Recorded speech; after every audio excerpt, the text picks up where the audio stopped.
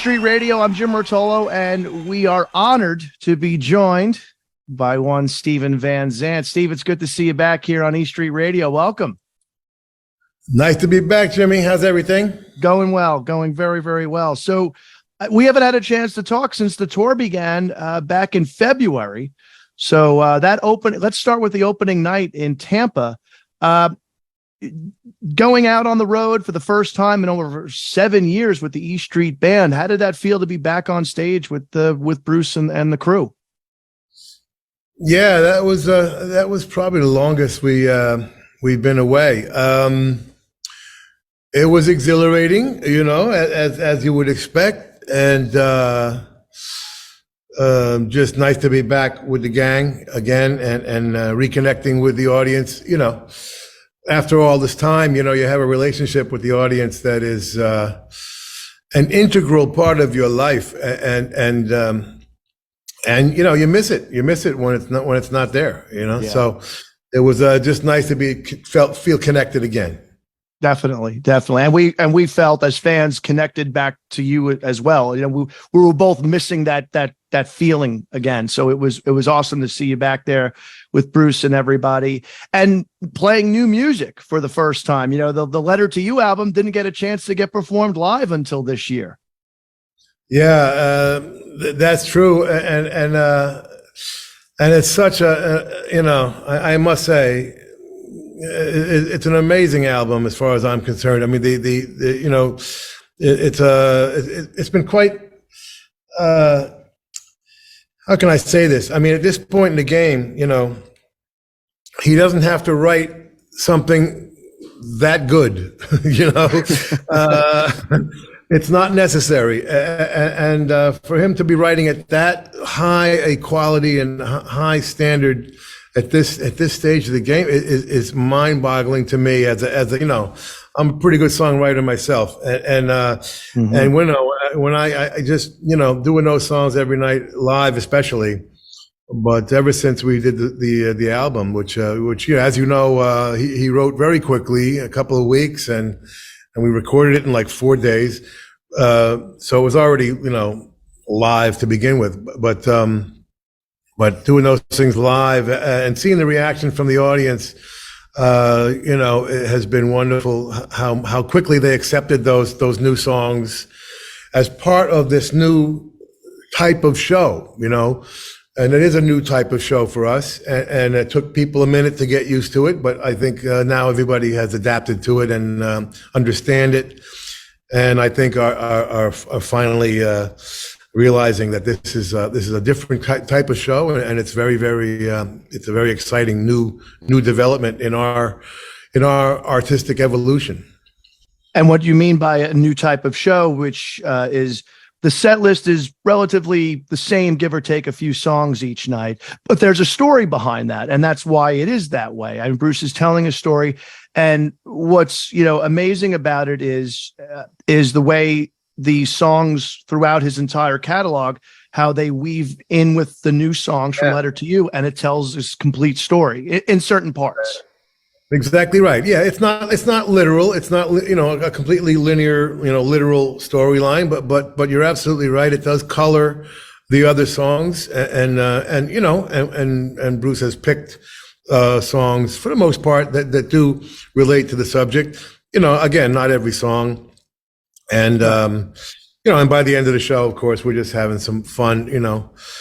We've always been a little bit different in the sense of not particularly focused on the hits, so to speak, and we have had, single hits. But I think in this show, I don't think we're doing any hits until the encores, which, I mean, that's like, and the songs that have become live hits for us, just seem to be getting more and more meaningful. The Prove It All Nights and Promised Lands and Badlands and all those ones that have been staples of our show for so long. Have seemed to have taken on a whole nother depth with this tour. and this show. And to go back to what you were suggesting, yes, this album. I mean, we've always had a wide range of emotions during the show. You know, we pretty much covered the waterfront always. You know, emotionally, the entire spectrum. But this time it's just more focused. It's a more focused emotional communication, which comes from for the first time, a very, very emotionally focused album. Yeah, and absolutely. very much a thematic album, which, you know, as you know, all the records I do are thematic and conceptual. But Bruce has been a little bit more, shall we say, has thrown a wider net, you know, emotionally. And although each record has a center, I think this album in particular is the most focused in terms of a theme that Bruce has ever done. Mm-hmm. And you know, I mean, I think, you know, the Rising was, you know, in the ballpark certainly, but this one just it's so much in the present tense, and that theme of mortality, I think, is just hitting home with people, right? You know, and we've, you know, but that combination that we've managed to do this time, which is balancing out the theme of mortality with the show of vitality, you know, keeping that balance. In other words, saying, yeah, we may be closer to the end than we are to the beginning, but we're not going out quietly. Okay, we're going out, you know, we're going out fighting all the way, baby. You know, we ain't, you know, we ain't lying down. And that was important to us, to come out like a hurricane, you know, and really make a statement about, hey, you know, no surrender, you know, for real. Well, that's it. You know? And it starts right there at the top with No Surrender, which I think was such a, you know, for all of us that were speculating, night one, opening night, what's that song? We all played that game as fans. And when No Surrender hits, everybody, I think, collectively realized that makes sense compared to where we've all been over the past several years. Yeah, I mean, you just get that opening salvo of, you know, No Surrender into Ghost, you know, Prove It All Night. I mean, you know, it says it all right there. You know, you're saying exactly what the story is, and you know, and the foreshadowing the story to come. And I think it's just been one of those things where people are responding in a way that, and we've always had the greatest audience in the world. We really have. You know, I'm not just saying that. You know that for a fact.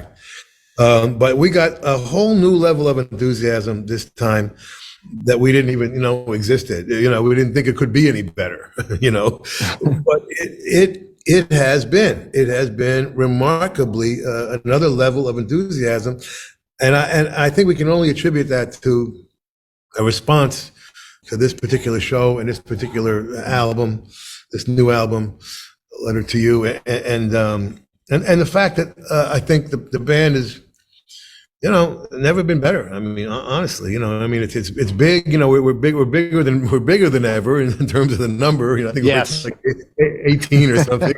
You know, a lot of people on that stage.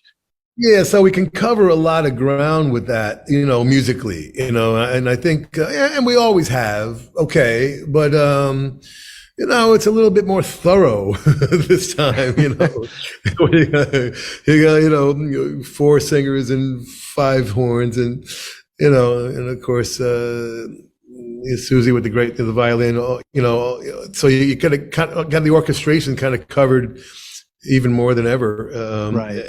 And, you know, so it's been a very, I think people were a little bit reluctant, you know, a little bit surprised that we came back quite this strong. You know, you know, people probably didn't know what to expect after 7 years, you know? Yeah, I would think so. But again, you know, I think one of the things that a lot of the fans were anticipating, myself included, was the performance of those new songs, because, you know, and I think even when I had talked to Bruce about it a few years ago, he had said, you know, those songs need that chance to get out there and be performed live that they need that opportunity to be put out in front of an audience of a stadium or an arena.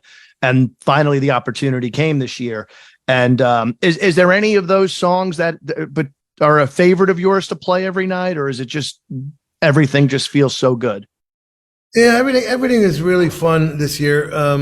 I kind of changed my style to, really playing more 12 string, and I've gone full Paul Kantner on this tour.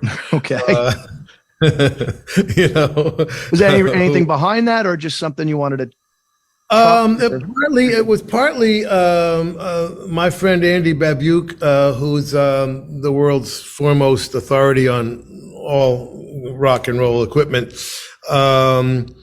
having a relationship with Rickenbacker, and Rickenbacker decided to make me a guitar, which they never, they really don't do that for anybody. And I was so honored that they would do that.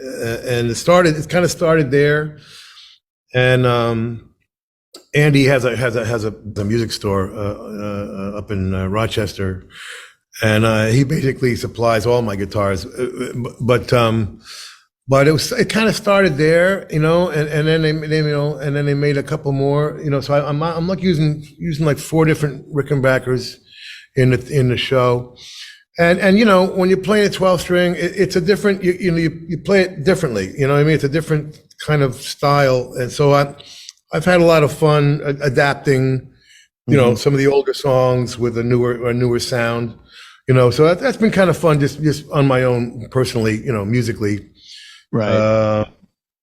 And again, a lot of these old songs, just seem to have a new life and new depth, and when you add to that a whole new way of playing them, with a different instrument, it's been adding up to a kind of a whole new rebirth for the band, Yeah, and it feels that way. We're talking with Steve Van Zandt here on E Street Radio. Well, speaking of fun, I've noticed particularly you on stage this tour. Not that it's been much different than previous tours, but you seem to be having the time of your life out there. I see you interacting so much with the audience and smiling and pointing. Like you said, the band's the best, that you feel like it's the best it's been, and you can feel that and you can see that. I just noticed that you're smiling. I don't know if you realize it or not, but you're smiling like 80% of the show. No, I'm not surprised. I didn't realize that, but I can't see the screens, so I don't know what's on the screen. But look, it's fun, man. What can I tell you? It is fun. The audience, like I said, I've always interacted with the audience, which is why I can't wear those, inner ear monitors, I think me and Bruce are the last holdouts. It's just been seeing the looks on their faces and looking out and we're now seeing a solid 5 generations of people. Mm-hmm. And it's always been a bit of that, but man, you look out and you're seeing 5 or 6, 7 and 8-year-olds, on their parents' shoulders, singing every word of every song. You know what I mean? Like, usually, there might be one at a show every now and then. Now we're seeing 5, 6, 7, 8 of these little kids. You know, you got single digits, and then the kids, people in their 20s. People in their 40s, people in their 60s, and people in their 80s at this point. I mean, it's literally 5 generations out there, and so it's you get a kick out of that. First of all, when you see a 7-year-old mouthing the words to some obscure, Johnny 99, or so, I mean, it's so much fun, and then at the end of the show when we start, fucking around, I mean, Bruce just, I've known him forever, and he still makes me laugh. I mean, the guy, he's still, very funny guy, So, I mean, I still get a kick out of him, just. Yeah.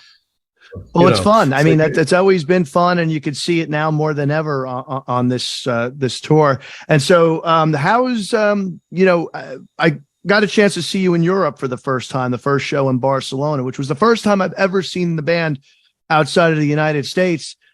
It's quite different over in Europe.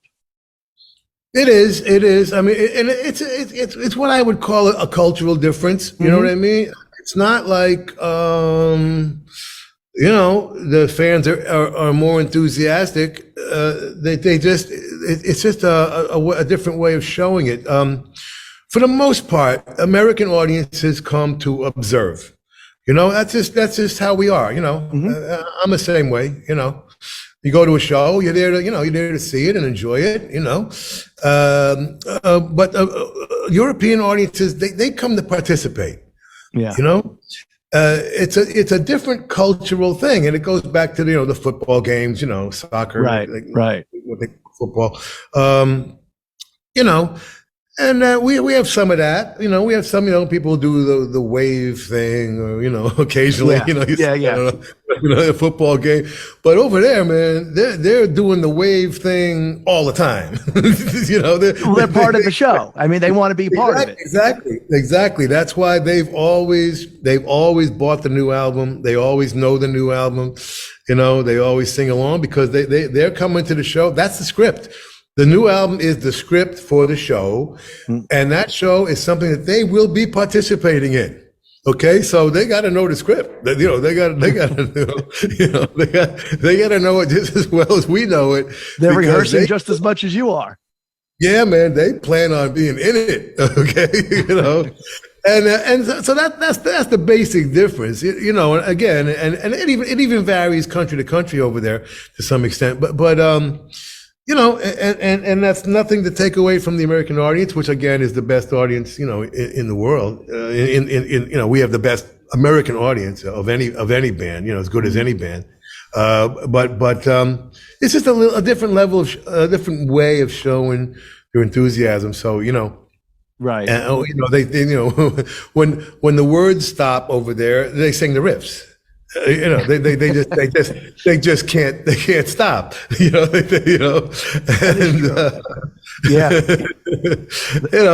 it's fun. It's fun to experience that, and that's part of the fun of touring worldwide. You see different aspects of the different countries and different cultures, and and I enjoy them all. I honestly do. I enjoy every single culture. Every culture is a little different. And even in the States, every state's a little different, Sure. And I like that difference. I really embrace the diversity. I like that. Yeah. Steve Van Zandt is with us here on East Street Radio. So now the third leg of the tour. This will air tomorrow, so you guys will be just about getting ready to play in Chicago.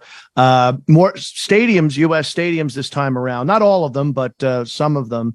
Does anything change as far as you're planning for a stadium show versus, say, an arena show, or is it mostly just maybe you have more room? No, it doesn't change us for the band. We pretty much have the same stage everywhere. Pretty much. It was fun. We started, I think we were the first ones to start bringing back baseball stadiums a couple of tours ago. Because for many years, they banned rock shows at baseball stadiums. Just from, I guess they were wrecking the infield or whatever it was.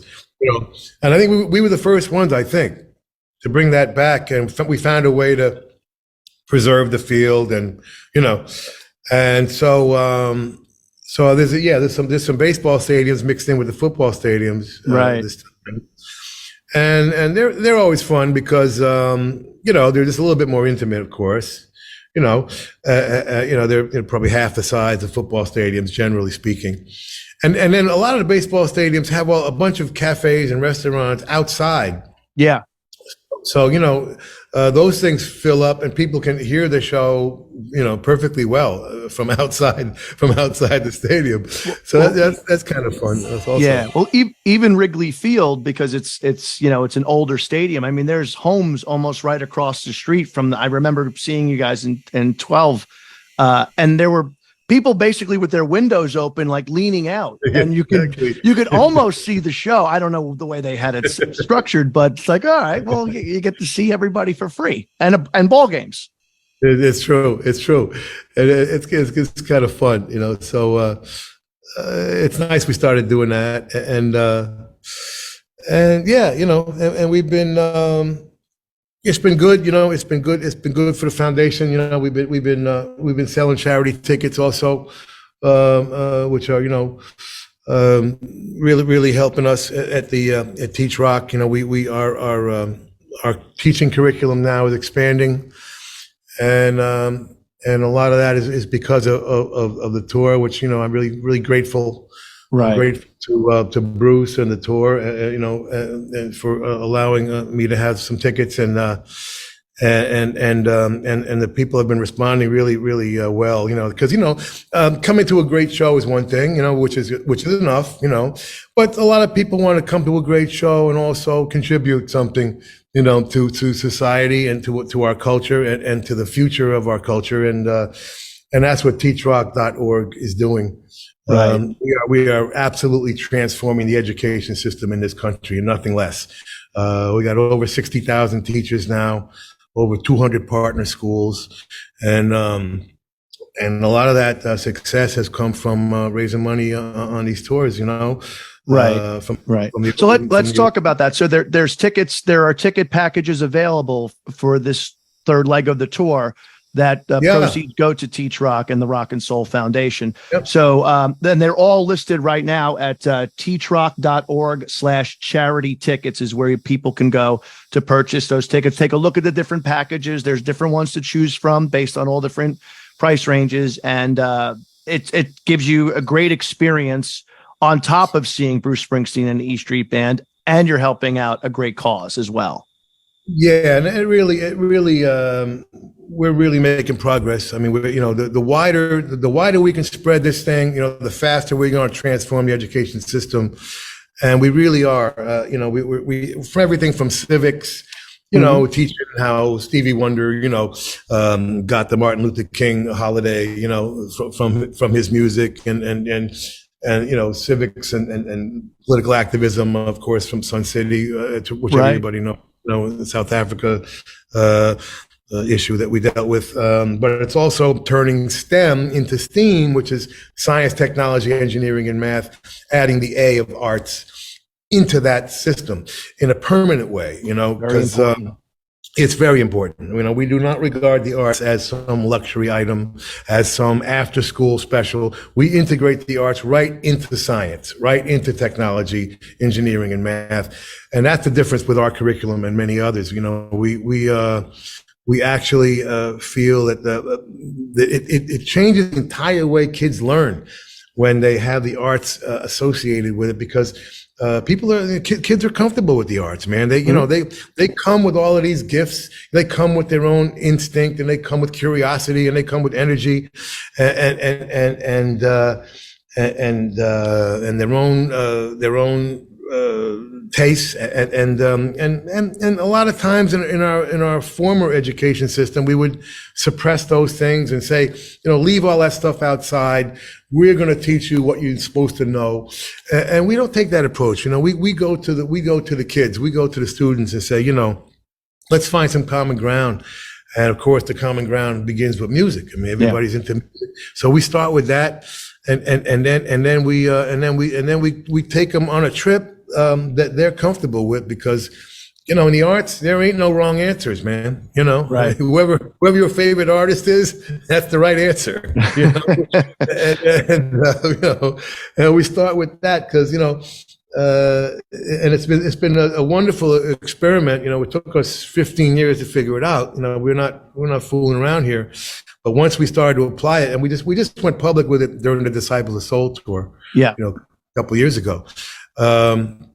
And ever since then, man, the teachers just absolutely love it, and of course it's free. It's free for the teachers. That's what these donations do. They allow us to give it to free, give it to teachers and schools for free. So there's no barriers, you know, to using our curriculum. All right, we follow all the state standards. You know what I mean? So we can be taught within the system, not some after school thing that's that's an extra thing. No, Right. no, we want to be an integral part of the system and turn STEM into STEAM, and and every time somebody buys a ticket, and donates to the charity, they're increasing the way we can spread this thing around the country. So, and there's lots of great packages that are available, and again, it all benefits teachrock. There's even a giveaway to the Stevie Colada. I love that, Steve. The Stevie Colada LA package giveaway, which you will be eligible for if you purchase a ticket through teachrock. And again, the website is teachrock.org/charity tickets. Charity tickets. One of the things that you mentioned was about when it comes to music, there's no wrong answer. And one of the great things that I love about this program is I have 5 really close friends of mine that are all teachers in the New Jersey school system. And what they've been learning is what education has been learning for the past, I don't know, maybe 15, 20, 25 years or more, is that they've come to the realization, other than when you and I are in school, that there was only one way to learn. Now they're accepting the fact that there's other ways to get through to kids, to help them along the way. And through art and through music, that's one very important way that I think you would agree was been neglected for a long time in schools, or considered an afterthought. Yeah, it becomes a whole different way of looking at the whole process. The entire process of education, to realize that we have to adjust to this new generation, man. We can't keep using the old methods when, they can look at their device and get an answer in 30 seconds. Right. You can't tell them, learn this now and someday you'll use it. That ain't going to fly anymore. You got to give them a reason to learn now. All right. That's what I call teaching in the present tense. Okay. You got to give them something practical that they can use right now, that they understand now, because it's only now with this generation. That's just a fact. That's a fact of science and technology. Very much so, yeah. And we can't deny it. You know what I mean? We can't, say, leave your phone outside the classroom and then teach the old school way, because they're going to pick up that phone when they leave the classroom. Okay, so we got, we just have found we have to adjust, and we need to adjust quickly, because we're losing a lot of kids, man. We're losing, close to 50% of the kids in the poor neighborhoods. All right. Yeah. I mean, nobody wants to talk about it. It's scandalous. It's embarrassing. But close to 50% of the poor kids are dropping out of high school, and then 50% of them end up in the system, in the right. justice. Yep. Those statistics are just, intolerable, and we have found, statistics show that if a kid likes one class, one teacher, they'll come to school. Right. And we're that class, man. We want to be that class, and we have found, and we're starting to get data now. It'll probably be another year or two before we have real definitive data, but we're starting to get data showing kids are coming to school for our class, and they're getting a lot out of it, and their grades are increasing because of our class, and we're proud of that, to finally, to finally know that these new ideas are working, Yes. Yeah. So you're giving kids hope, you're giving kids a hope, a reason to come and, and feel important about themselves, and something that, they can take with them. Yeah. I mean, the argument has always been, whether, whatever your political affiliation may be or philosophy, it's always been an argument about, what do you teach the kids? What, and our concern really is, let's teach kids how to think, not what to think, they'll figure out what to think. Let's teach them how to think. All right. Because, let's connect dots for them. And that's what the arts do so wonderfully, and we have a very specific way. We just ask, who's your favorite artist? They'll say, Beyonce, Right. And we'll say, okay, so now they're in a comfort zone. They love Beyonce. They understand Beyonce. Okay, well, did you know Beyonce came from a woman named Aretha Franklin? Oh, really? Yeah. And Aretha Franklin came from a place called Detroit, and we talk about Detroit. And she came from the gospel church, and we talk about the gospel church. And did you know that she was involved in civil rights? And we talk about civil rights. And they're paying attention, and they're right with you.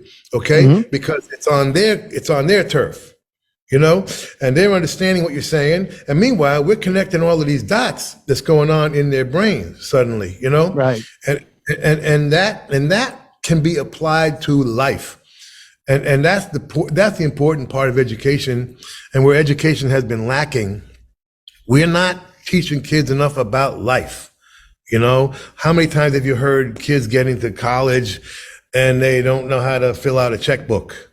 You know what I mean? Or, Or these sports guys, the sports guys, get drafted into the pros, and it's the first time they ever had sign a check. Right. Or you know what I mean? Or pay taxes or something like that. Exactly. You know what I mean? Like, we got to start integrating practical reality, And that's a big subject. It's not just taxes and writing out checks. It's, how do you live, man? Why are you putting all that sugar in your body? What's that doing? Right. What's going on with the environment? What's going on with, with this, with that? We just find a way to integrate all those things while we're also teaching what, normally should be taught in terms of math and science and engineering. We still do that, but we just do it in a way that's just more comfortable for kids, because a lot of young kids, are not comfortable with precision, the precision required by the old methodology. So we kind of give them a comfort zone first of all. Let them be comfortable, and then start to teach the things that might be a little bit more complicated. Yeah. So it's been working. So every time somebody buys a ticket and contributes, and hopefully those who can really afford to contribute, will continue to do so, and we appreciate that, because it's really working. And you're making a huge difference. And teachrock has all of these great packages available at teachrock.org/charity tickets. There's lots to choose from. You can see which cities are available right now. Some of the cities are sold out, but there's other options available. So there's lots to look at over there. So definitely do that and help out teachrock, and help kids out, help kids get a better chance at a future as well. Before I let you go, Steve, is there anything else going on that we should talk about? Just getting ready to go rock out. I don't know. Let me think for a minute here. I don't know. I've been home for a week, and it's been like, it seems like a year. It seems like a year since we played. It's only been like, whatever, a week. I don't know, man. Well, I know you filmed earlier this year, the Disciples of Soul. You filmed 2 shows down in Red Bank. Yeah. We're putting that together. It's going to be a little bit different, because we did release 2 DVDs of the previous 2, the Soulfire tour and the Summer Sorcery tour. So this is a little bit different, and we're gonna be filming some scenes to go with the concert. So that stuff, I don't expect to see that stuff maybe until next summer. Okay, coming out. Well, you're busy, obviously. But, there's some other things coming up though in the fall that are exciting. We'll talk about that, once it gets a little bit closer, But there's plenty going on, But everybody just needs to, turn on Sirius XM, and put the top down in the car and just cruise, baby, That's what you do in the summer, and that's what you should be doing. Yep. Check out Underground Garage, check out Outlaw Country, and of course here on E Street Radio as well, and all the other great music along the Sirius XM platform. Steve, we'll see you out on the road. It's good to talk with you. Thanks for catching up with us. My pleasure, man. I'll see you there. All right.